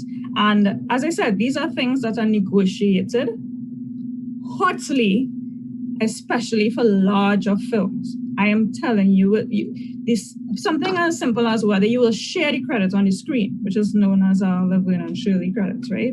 If you have two actors of the same stature, actors, do you think Meryl Streep wants to share her screen credits with anybody else? Of course not. And we're in the sequence of credits, because you know the and credit or the with credit at the end is different to an opening credit or introducing a new person in a bigger film. All of those things are critical. And yes, the director will get their credit, right? But it is, I would say, it's usually more dicey for actors. But yes, even with those things. And on the point of a screenwriter, so let's say somebody options your screenplay. You will, as a credit, you will want to negotiate in that option purchase agreement to say, based on because you know they may do a film that's completely different, but if you want to make sure that you secure that connection to you, because you're not writing. Let's say it was a comic book, and they're gonna get somebody to write the screenplay based on the comic book, and then they'll have you want to make sure that you are still tied in, so that credit will be there, even though you'll say screenplay by whoever, directed by whoever, all the actors and those things are important. You'll still be credited. And also remember, film credits are how people build reputation. It's how it's how I get to know who all the amazing directors of photography are. If I had to wait till the end of the Marvel movie where I'm way down in the weeds and I'm the main cinematographer, but I'm under there with the other 200 people, I'm not going to be so happy about that. Guess what? The audience has left the cinema. You know what I'm saying? They're not paying attention. So screen credits are massively, massively important to building your own visibility, your own reputation, and also for being able to take credit for the work that you have done, fair credit for the work that you have done. Anyway, guys, this is where we have to wrap it up. I just want to let everyone know that we are putting all the panels on our YouTube channel, and we will promote those via Facebook. So for people who are asking about seeing the presentation again, you'll be able to catch it on YouTube from tomorrow or the day after, and we'll share those on our Facebook page as well.